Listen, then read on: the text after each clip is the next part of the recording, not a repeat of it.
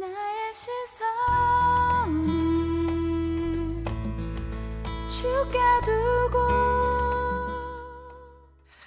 오늘부터 이제 주기도문을 마치고 사무엘상 말씀을 우리가 보게 됩니다. 사무엘서는 아주 오래전에 이스라엘의 이야기입니다. 물론 배경은 이스라엘을 배경으로 하고 있지만 하나님의 백성들, 믿음의 사람들에 대한 많은 이야기들이 사무엘상에 나옵니다.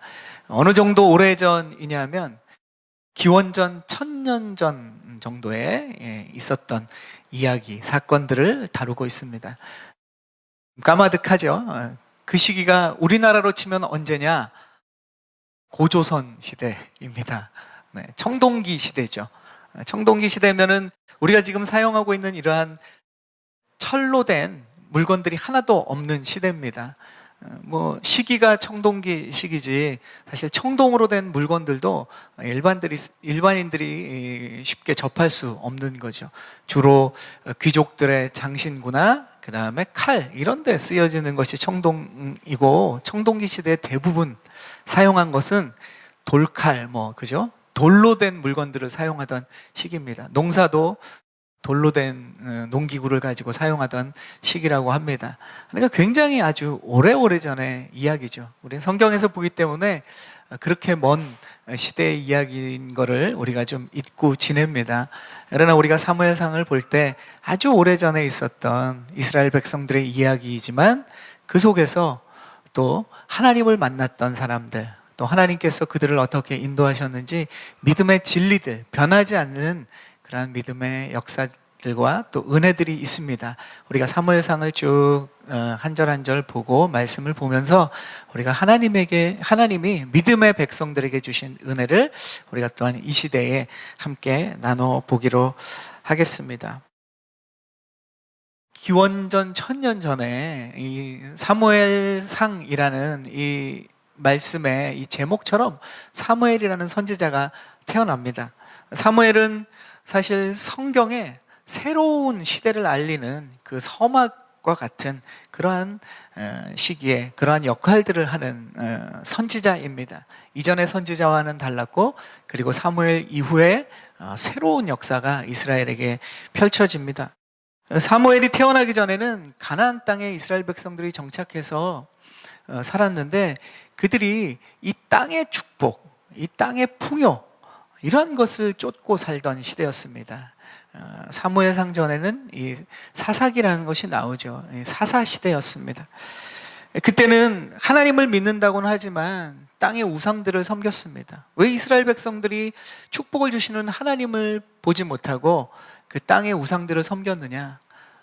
그 이웃의 이방 민족들이나 그 땅을 보니까 축복이 눈에 들어오기 시작했습니다. 예전에는 하나님을 의지하지 않으면 살아갈 수 없는 그들이 이제 땅에서 누릴 것들을 보게 되니까 그 축복의 그 모든 것을 이끄신 하나님을 잊어버리고 그 땅의 축복과 또 욕심에 집착하게 되었을 때 그들은 우상 숭배를 하며 살았습니다. 그 당시 가끔 이스라엘 백성들이 고통과 고난 가운데 있을 때는 정신을 가끔씩 차리죠. 그리고 하나님께 부르짖었습니다. 그럼 하나님은 이스라엘 백성들을 사랑했기 때문에 그들에게 사사라는 리더들을 보내셔서 또 그들을 세우셔서 이스라엘 백성들을 구원해 주곤 했습니다. 그러나 잠시 그때뿐이었죠. 다시 이제 평안을 찾으면 이스라엘 백성들은 다시 하나님을 바라보는 것이 아니라 세상을 바라보고 땅의 축복을 바라보고 땅의 우상들을 섬기며 그렇게 어떻게 보면 가장 뒤죽박죽 그렇게 살았던 시대가 사사 시대입니다. 사사 시대가 어떤 시대였는가? 사사기 마지막 장의 마지막 절에 성경은 이렇게 이야기합니다. 그때 이스라엘에게 왕이 없었으므로 사람이 각기 자기의 소견에 옳은 대로 행하였더라. 자기 소견에 옳은 대로 행했다라고 이야기합니다.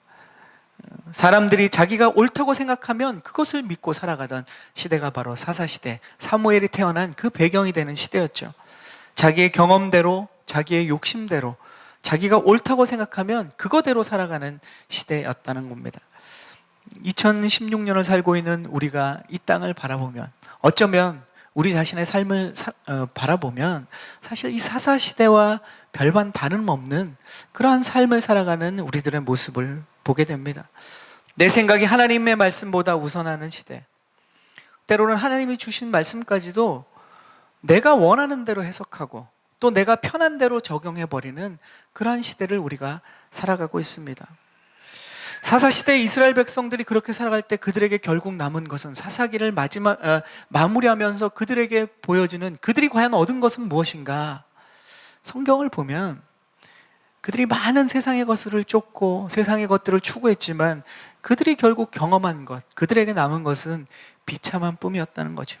그것이 사사시대를 통해서 우리에게 보여주는 영적인 메시지입니다. 사람이 사람답지 못하게 살면 비참해지는 거죠. 사람의 정체성도 잃어버리고 또 사람의 존엄성도 잃어버립니다.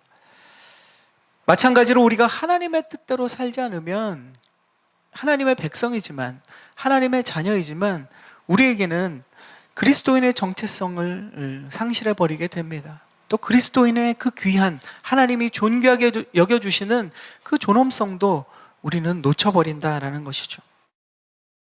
교회에 다니는 겉모습만 그리스도인이 되어버릴 때 우리가 찬양하고 기도하고 말씀을 듣고 그런 것을 볼 때는 그리스도인들처럼 보이지만 그러나 우리가 일상생활에서 내 소견대로 살아가고 내 욕심대로 살아가고 그렇게 행동한다면 우리는 사사시대의 그 하나님의 백성이지만 하나님의 백성답지 못한 정체성과 존엄성을 잃어버린 그러한 하나님의 자녀들처럼 우리의 모습이 그런 모습이 될 수 있다라는 거죠. 오늘 보면 하나님의 백성들이 자기가 옳은 대로 행동했는데 그 이유는 무엇인가? 사사기 마지막 절을 제가 읽었는데 거기 보면 왕이 없었기 때문에 그들은 자기 소견대로 행동했다라고 사사기는 그 이유를 밝히고 있습니다. 여기 왕은 우리가 일반적으로 얘기하는 그 국가의 왕을 이야기하는 것이 아닙니다. 사무엘서 전체를 관통하고 있는 이 왕이라는 것은 바로 본질은 하나님이신 거죠. 우리 인생의 왕이 되신 하나님을 우리의 삶의 중심에 모시고 살지 않았기 때문에 그들은 자기가 하고 싶은 대로, 자기 생각대로, 자기 욕심대로, 자기 판단대로 살았다라고 이야기하는 것입니다. 이들에게는 진정한 왕이신 하나님이 필요했습니다. 그러나 그 하나님, 왕 되신 하나님이 없었기 때문에 자기 멋대로 사는 것이죠. 그래서 이 왕이신 하나님을 보여줄 맛보기로, 어쩌면 그림자로서 이제 다윗 왕이라는 왕이 곧 나타나게 됩니다. 사무엘상에는 이 다윗 왕의 등장을 알리기 위해서 쓰임받는 아주 중요한 사람, 서막으로서 나오는 사람이 바로 우리가 지금 이제 당분간 보게 되는 사무엘인 것이죠.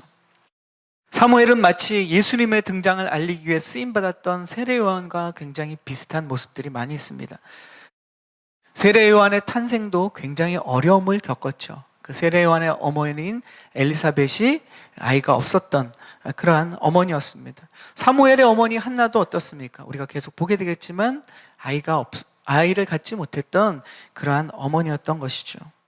이제 사무엘의 탄생의 시대적인 배경을 우리가 잠깐 봤는데 가정적인 배경, 사무엘의 아버지와 어머니는 어떠한 믿음을 가지고 있는가, 그들의 믿음을 통해서 우리의 믿음을 점검해 보려고 합니다.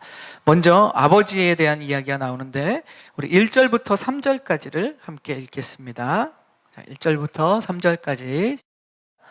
에브라임 산지 라마다임 소빔에 에브라임 사람 엘가나라는 사람이 살고 있었습니다. 그는 여로함의 아들이며 엘리후의 손자이며 도의 증손이며 숲의 현손입니다.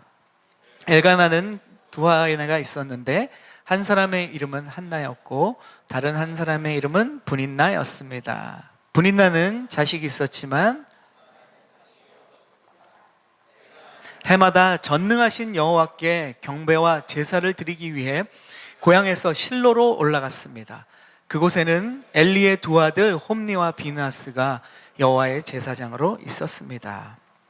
자, 여기 사무엘의 아버지가 등장하는데 이름은 엘가나였다라고 그 아버지를 소개합니다.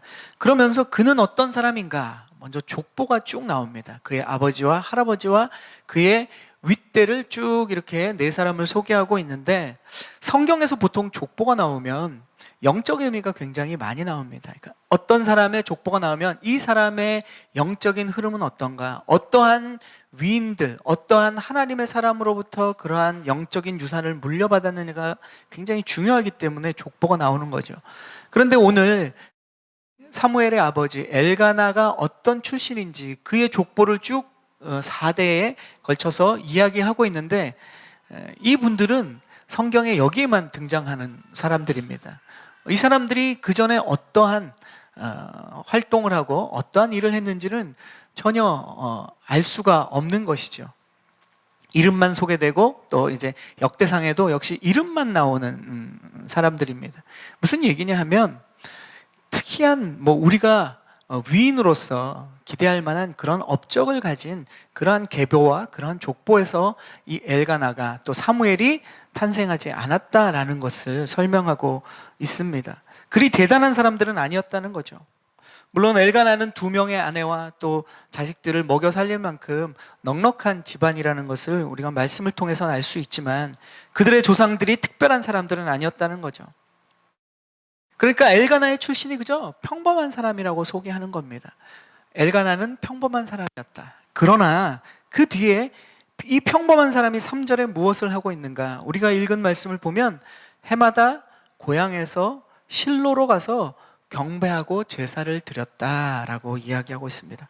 사실 이 모습은 굉장히 익숙하거나 당연한 모습은 아닙니다. 아까 사사시대에 대해서 잠깐 말씀드렸지만, 각자가 우상을 숭배하고 하나님을 경배하기보다 땅의 축복과 욕심을 쫓아 살던 사람들입니다.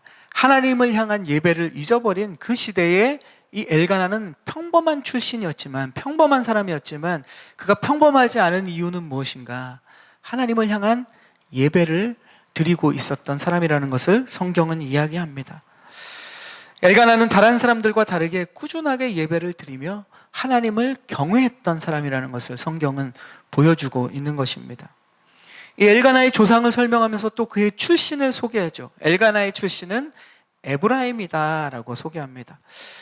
족보를 고려해 보면, 역대상의 족보를 고려해 보면 이 엘가나는 레위인은 맞습니다. 그러나 에브라임 지역에 사는 레위인이죠.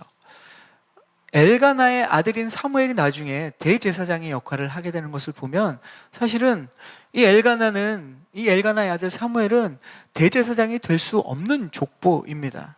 그럼에도 불구하고 이 엘가나의 아들인 사무엘이 이렇게 하나님을 예배하는 리더가 될 수 있었던 것은, 사실은 이 엘가나의 그런 예배하고자 하는 하나님을 향한 마음이 있었다는 거죠. 그리고 이 아론의 계통이 자손이 아닌 엘가나를 통해서 하나님의 대제사장이 나왔다라는 것은 무엇을 보여주느냐? 오늘 우리가 읽은 3절의 마지막에 보면, 그 당시에 대제사장으로서 하나님을 예배하고 사람들에게 하나님의 어떤 분이신지를 보여주어야 하는 대제사장과 그의 아들들이 바르게 하나님을 예배하지 못했다라는 것도 오늘 이 사무엘상을 열면서 다 보여주고 있습니다. 3절에 보면 대제사장 엘리와 그의 아들들 홈니와 비느하스를 잠깐 소개하고 있죠. 나중에 우리가 말씀을 계속 보면서 보게 되겠지만, 이 엘리 제사장의 아들인 이 홈니와 비느하스는 한마디로 얘기하면 완전 망난입니다. 그들이 대제사장의 그 역할과 그것을 물려받아서 하나님을 예배하고 또 이스라엘 백성들에게 하나님을 향한 진정한 본질을 회복시켜 줘야 되는 사람들인데, 본은 못 보여줄 망정 그들보다, 이스라엘 백성보다 더 타락한, 하나님을 완전히 무시하는 그러한 삶을 살았던 사람들입니다. 3절에 이러한 대제사장과 그의 아들들을 함께 소개하면서, 그러나 엘가나는 평범한 사람이었지만, 그리고 그의 아들은 대제사장의 그러한 역할들을, 하나님을 예배하는 그런 리더가 될 수 없었지만, 그들이 하나님을 집중하고 하나님을 예배함으로써 하나님이 그들을 선택했다라는 것을 오늘 말씀은 보여줍니다. 세상은 조건을 요구하죠. 교회도 때로는 교회 안에서도 조건을 요구할 때가 있습니다. 심지어는 우리의 가족들도, 우리 가족들 서로를 바라보면서 일종의 조건과 자격들을 요구할 때가 있습니다. 하지만 하나님은 세상에 이러한 조건들을 요구하지 않는 것을 오늘 말씀의 시작부터 볼 수 있는 거죠. 하나님께서는 우리의 백그라운드를 필요로 하지 않습니다. 우리의 능력을 사실 필요로 하지 않습니다. 우리가 그럴 거라고 짐작하고 착각하는 거죠. 세상이 그러니까 하나님도 당연히 그럴 거라고 우리는 생각합니다. 그러나 하나님께서는 그런 것이 필요 없습니다. 하나님께서는 세상 능력을 가진 사람을 부르시고 그들에게 또한 세상의 능력을 요구하지도 않습니다. 하나님이 아니라 세상이 바로 그러한 세상의 능력을 요구하고 그런 능력 있는 사람을 사용하는 거죠. 원하는 만큼의 능력을 가지고 있으면 써먹습니다. 나중에 그 능력이 떨어지면 어떻게 합니까? 세상은 바로 버립니다. 그리고 잊어버리죠. 달면 삼키고 쓰면 뱉는 것이 세상이다. 이런 이야기들을 많이 하지 않습니까? 세상은 적자생존의 현장이죠. 적합한 사람만이 생존하고 적합하지 못한 사람은 버려지는 것이 세상입니다. 그런 세상에서 하나님은 무엇을 하고 계신가? 오늘 이 사무엘의 아버지와 어머니를 보여주면서 평범해도 하나님을 바라보는 사람을 찾고 계신다라는 것을 우리에게 드러내고 계신 것입니다. 그리고 그러한 사람을 불러서 사용하신다라는 것을 오늘 성경 말씀은 보여주십니다. 여러분은 여러분 자신을 어떻게 생각하십니까? 내가 세상의 능력을 가지고 있는 사람이다. 아니면 나는 세상의 능력을 가져야 한다라는 이러한 생각을 여러분이 가지고 계신다면, 여러분이 세상에 뭔가 보여줄 능력을 가지고 있다면 세상이 여러분을 써먹을 수는 있겠죠. 여러분의 능력 때문에 세상이 여러분을 쓸지 몰라도 적어도 하나님께서는 그것 때문에 여러분을 사용하지 않습니다. 반면에 내가 평범해도, 내가 부족할지라도 하나님의 존귀함을 알고 그분을 경배하고 그분을 우리의 삶의 중심에 둘 줄 안다면 하나님께서는 그러한 저와 여러분을 주목하신다라는 것입니다. 이것이 오늘의 메시지의 핵심입니다. 세상인 이 가치 있는 곳에, 세상의 가치 있는 곳에 하나님께서 우리를 사용하는 것이 아니라 하나님의 가치 있는 곳에 우리를 부르셔서 세상 사람들에게 그것을 보여주실 것이다라는 겁니다. 이것이 그리스도인의 정체성이고 우리는 거기에 있어야만 그리스도인의 그러한 존귀, 존엄성을 회복할 수 있는 것입니다. 사무엘의 아버지 엘가나는 평범한 사람이었지만 진짜 예배하는 사람이었습니다. 그래서 하나님 앞에 쓰임받게 되는 것이죠. 그러면 그의 어머니 한나는 어떤 사람인지 우리가 4절과 5절 말씀을 읽어보겠습니다. 4절, 5절 말씀. 엘가나는 제사 드리는 날이 올 때마다 자기 안에 제물로 드릴 고기를 나누어 주곤 했습니다. 그러나 한나에게는 2배를 주었는데 그것은 그가 한나를 사랑했기 때문입니다. 그러나 여호와께서는 한나에게 자녀를 주지 않으셨습니다. 자, 여기 한나는 남편의 사랑을 받던 아내다라는 것을 우리는 볼 수 있죠. 그런데 한나에게 어려움이 하나 있었죠. 한나에게는 자녀가 없었다라고 성경은 이야기합니다. 지금은 전혀 그렇지 않지만 그 당시의 문화나 그 당시의 상황은 자녀가 없다라는 것은, 여인이 자녀가 없다라는 것은 여인의 부끄러움이었다고 합니다.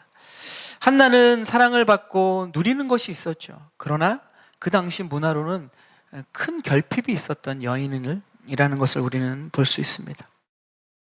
우리가 결핍을 경험할 때 우리가 해야 되는 것은 무엇인가? 한나를 통해서 우리는 배워야죠. 한나는 그 결핍을 가지고 삶의 자리에서 신세 한탄을 하며 그냥 있지 않았습니다. 그는 그 결핍을 가지고 하나님께 나왔다라는 것을 성경은 계속 보여줄 것입니다. 그 결핍을 가지고 그 자리에 멈춰 있는 것이 아니라 그 고통을 가지고 하나님 앞에 나아가는 이 한나의 모습을 우리는 배워야 합니다. 한나가 그렇게 그 결핍을 가지고 오히려 하나님 앞에 더 나아갔기 때문에 그는 믿음의 여인으로서 우리에게 기억되는 것이죠. 사무엘의 아버지 엘가나가 평범한 가운데 하나님을 찾는 예배자였다면 한나는 그 결핍 가운데 하나님을 찾았던 예배자였습니다. 우리에게 기도 제목이 있다면 그 기도 제목을 가지고 하나님 앞에 나아가야죠. 때로는 그 기도 제목이 내가 원한 대로 응답을 받을 수도 있습니다. 한나는 나중에 그렇게 응답을 받았어요. 그러나 오늘 우리가 살펴볼 것은 때로는 우리가 그 기도 제목을 가지고 하나님 앞에 나아가고 간절히 부르짖지만 우리가 기도에 한 대로 그 응답을 받지 못할 때도 있다는 겁니다. 오히려 우리의 경험에는 응답 받았던 것보다 응답받지 못한 기억들이 더 많이 우리의 머릿속에 기억이 되는 거죠. 응답받았던 것은 더 잘 까먹습니다. 그러나 응답받지 못한 것은 우리의 가슴 속에 또 우리의 믿음 속에 아주 깊이 새겨져 있죠. 그래서 때로는 내가 원한 대로 응답받지 못했기 때문에 우리가 하나님 앞에 우리의 결핍과 우리의 기도 제목을 가지고 나아가는 것을 주저할 때가 너무 많다라는 거죠. 이것은 나의 몫이구나. 내가 해결해야 될 문제구나. 하나님은 나의 기도를 들어주시지 않는구나. 이러한 생각들과 부정적인 그러한 경험 때문에 내 속에 하나님 앞에 나아가는 것을 꺼리는 우리의 모습들이 생기게 됩니다. 우리는 하나님께 내가 원한 대로 응답되지 않을 때도 하나님 앞에 나아가야 돼요. 그럼 사람들은 이렇게 묻겠죠. 아니, 그 문제에 대해서 응답받기 위해서가 아니라면 왜 하나님 앞에 나아갑니까? 내가 원한 대로 응답되지 않는다면 하나님 앞에 나아가서 그 기도를 가지고 나가서 하나님 앞에 기도할 필요가 뭐가 있습니까? 이렇게 물어볼 수 있겠죠. 어쩌면 우리도 하나님 앞에 나아가면서 이 질문을 자기 스스로에게 할 때도 있습니다. 응답받기 위해 하나님께 나아가는 것 맞죠? 그런데 내가 원하는 그대로 응답받기 위해서 우리는 하나님 앞에 나아가는 것이 아닙니다. 이것을 우리는 기억해야 됩니다. 우리는 내가 원한 그대로 응답받기 위해서 하나님 앞에 나아가는 것이 아니라는 거죠. 내가 가진 상황을 주님 앞에 올려드리고, 그리고 그 결과에 대해서 하나님이 역사하실 때 믿음으로 받아들이기 위해서 하나님 앞에 우리는 나아가는 것입니다. 내가 원한 대로 응답된다면 우리는 감사드리고 하나님을 향해서 더 열심히 달려나가게 되겠죠. 그런데 만약에 내가 원한 대로 응답되지 않는다면 여러분 어떻게 하시겠습니까? 하나님 앞에 나아가는 것을 멈추시겠습니까? 그래도 우리는 하나님 앞에 감사를 드려야죠. 그 결과에 대해서 또 내가 원하던 대로 응답되지 않아도 하나님을 향한 신뢰가 흔들리지 않아야 합니다.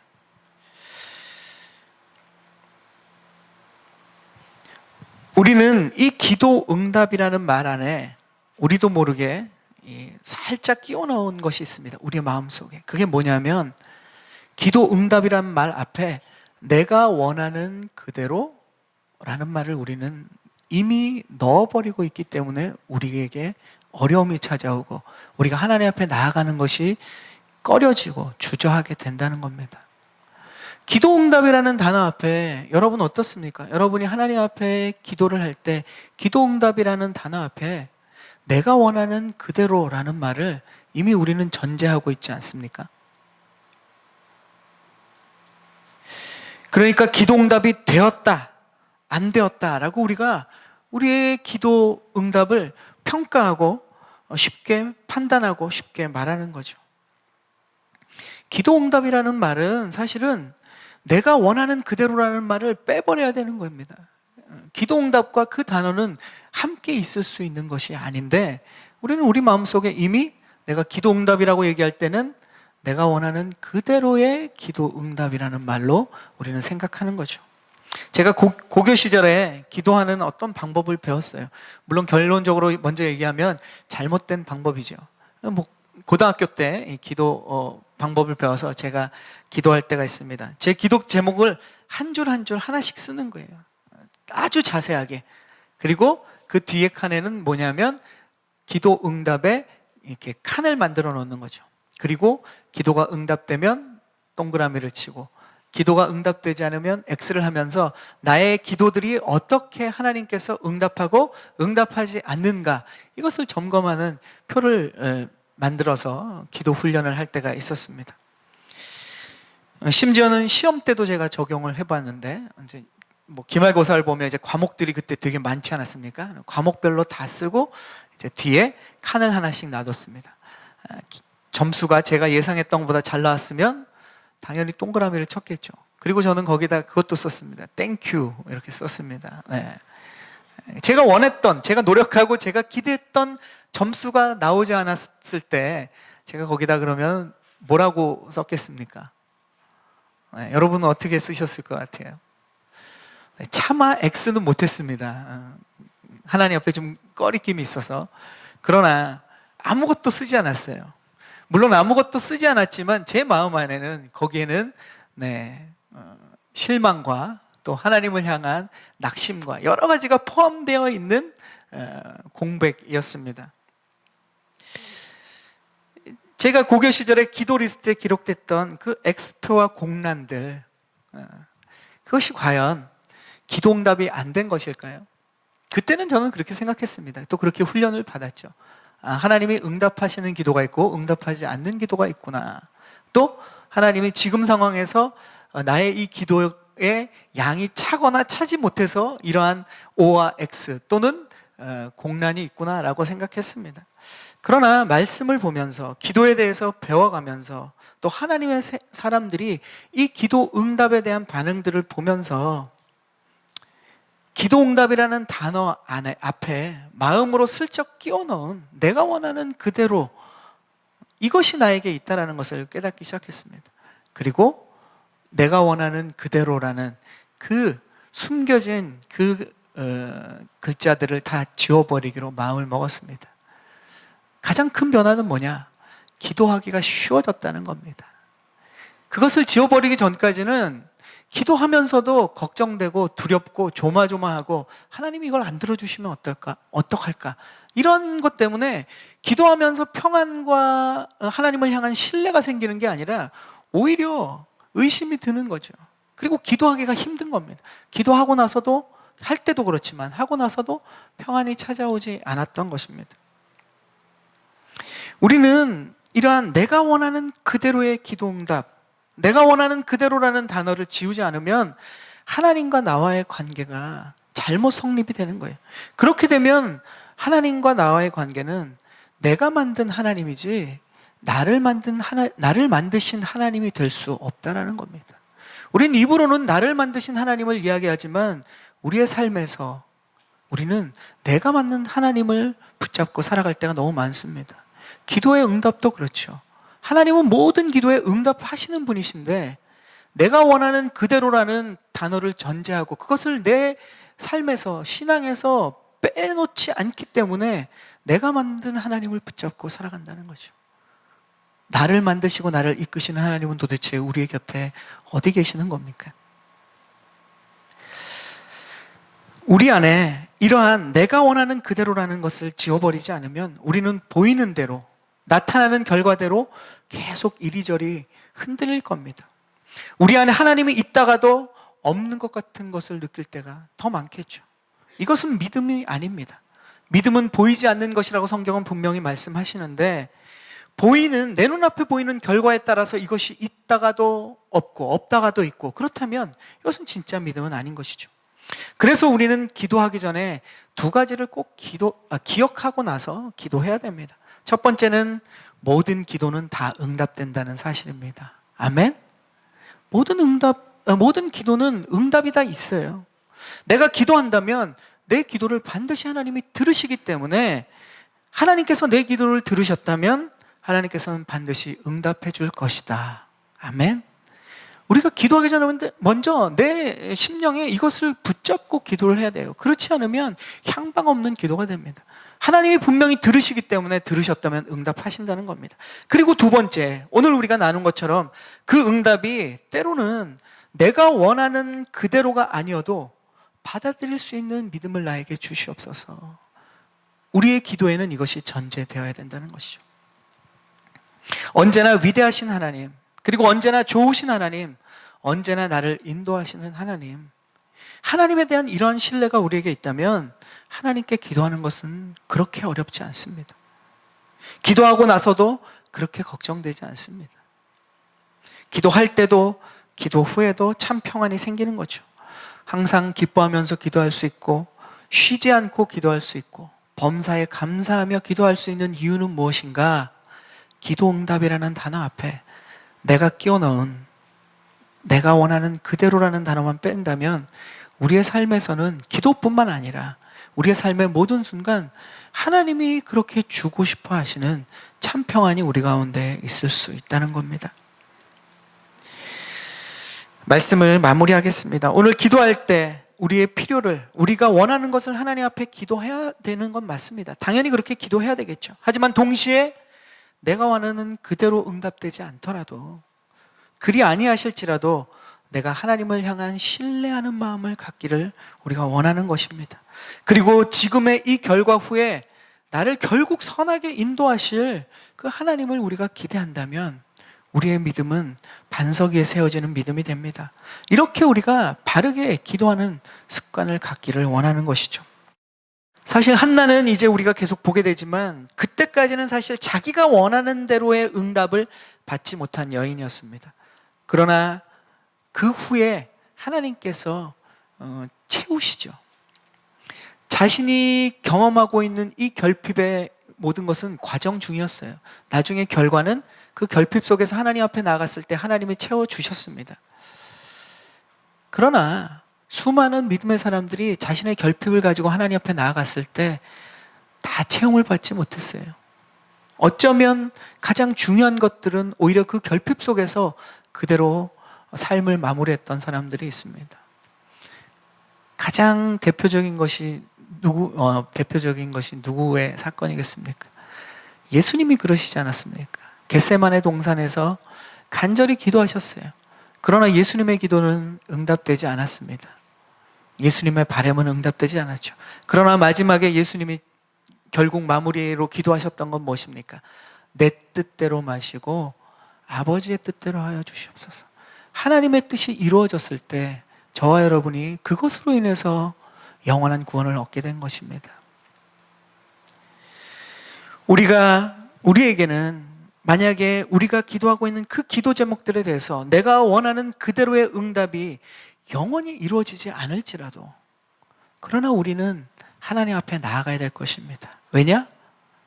내가 원하는 그대로의 기도 응답은 이루어지지 않지만 하나님의 기도 응답은 그 신실하신 주님께서 이루실 것을 우리는 확신하고 믿기 때문입니다. 우리가 우리의 결핍을 끌어안고 하나님 앞으로 나아가서 신실한 하나님을 깊이 체험하고 기쁨과 평안을 누리는 데는 사실 그런 것들이 아무 문제가 되지 않습니다. 날마다의 결핍을 가지고 하나님 앞에 나아가서 우리 모두가 하나님을 만난다면, 하나님이 얼마나 신실하신 분이신을 체험한다면 우리의 신앙은, 우리의 삶은 그것으로 충분하리라 믿습니다. 그 믿음이 우리에게 세상이 줄 수 없는 평안과 만족을 줄 줄로 믿습니다. 우리 서로에게 좀 이렇게 고백하며 우리 함께 기도하기 원합니다. 우리 서로 바라보시면서 그리 아니하실지라도 주님을 신뢰하겠습니다. 이렇게 고백하겠습니다. 정말로 그리 아니하실지라도 주님을 신뢰한다는 이 믿음이 있다면 우리의 삶에 넉넉히 이겨낼 하나님의 역사들을 우리가 오늘 하루도 날마다 우리의 삶 가운데 체험되어질 줄로 믿습니다. 이 시간 우리 말씀을 생각하면서 우리 기도하며 나가겠습니다.